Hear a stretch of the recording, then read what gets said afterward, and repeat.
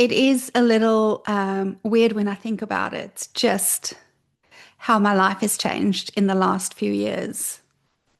From living in South Africa as an Ironman athlete, as a in-demand coach, as a personal trainer, spinning instructor, married, children, dogs, cats, hamsters, not such a good idea when you have the cats, all of the things.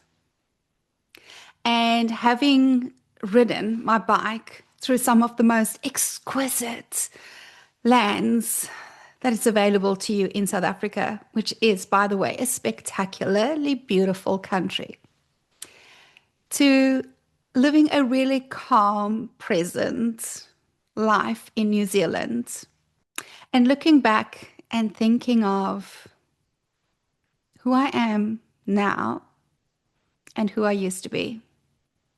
You see, I don't know about you, darling, but I was raised with the idea that being a high achiever was the be all and end all for us to be successful. And I was an exquisite high achiever. I set massive goals. I took incredible amounts of action and I crushed my goals and I was always setting the next one. And I did the scary goals and all the things that we are taught. And by the way, I preached for a long time as well as a professional coach. But regardless of how much I achieved and what the goals were that I crushed, what's the one thing that was missing for me is that sense of presence and fulfillment and enoughness. You see, at the time, I didn't really think about it, but every single goal that I set, everything that I achieved was with the hope that once I achieve this, then I will feel special, incredible, badass, like I've got all my shit together, like a grown up. Because for the most part, I never felt like a grown up. I didn't feel like I belonged in my area because on the inside, I'm just this eternal child, I would think, but not. I just have that insatiable curiosity in life, and I want to be playful in life and creative in life. And as a high achiever, it's all about getting your head down and getting the shit done and getting to the next level and getting the applause. Oh, and I did get the applause, and make no mistake, the applause was great. But there was always something lacking for me. And so once I left my marriage, I thought it was time to figure this shit out, like really figure it out. I didn't want to recreate what I had created in the past 47 roundabout years. I was ready for a new experience. And that's when I discovered archetypes. But it was a little tricky for me because archetypes don't speak about high achievers as an archetype. Majority of the archetypal language is old language. And so we can easily get fooled in the old terminology and not recognize ourselves. The high achiever is, in fact, the ultimate saboteur of your greatness. It is based in fear consciousness, which I know it feels a little bit like a fanny wax when I start talking about fear consciousness, and I think I lose half of the people once I do. But the fact of the matter is, we were all born into a society driven by fear consciousness, driven by scarcity, by the lie of separation, by all of the things. And I personally believe that we came here, part of our life mission is to change that consciousness back into a state of true empowered consciousness.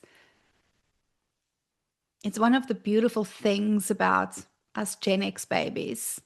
Like we came at the height of the high achiever.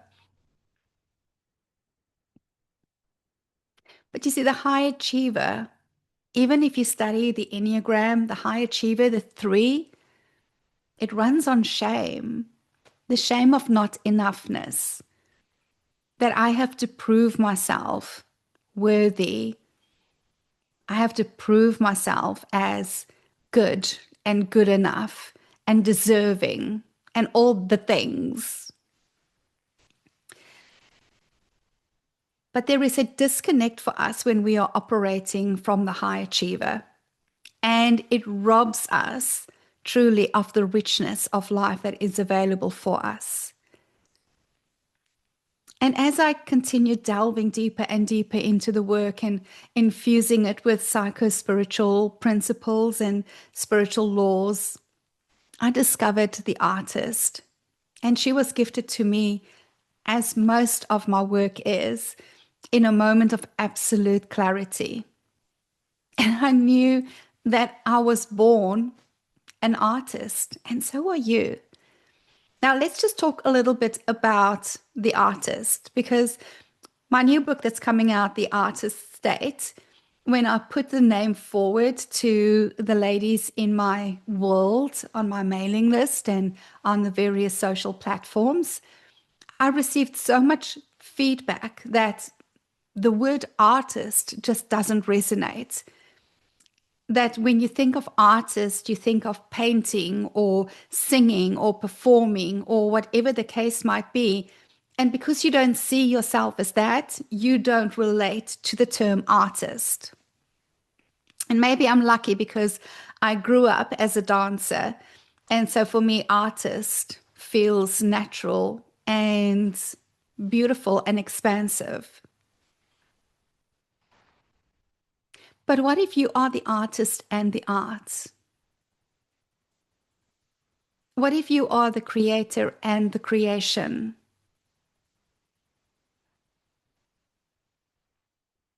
You see, the artist asks us to come home to ourselves.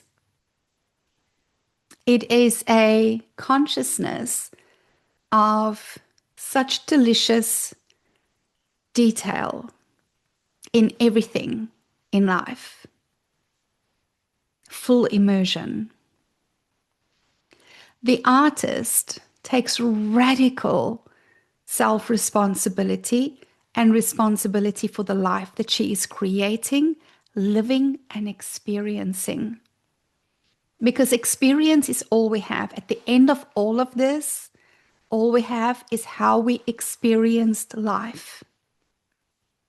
And so she is the one that brings everything back into focus for us.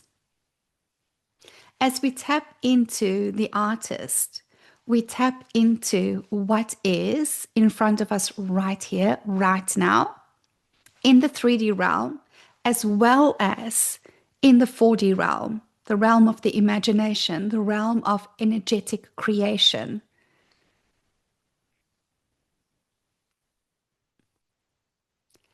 So often I watch some of the YouTube shorts where they just bring every sound into crispness. Somebody will make the coffee and you hear the water being pushed through the beans. You can almost smell it.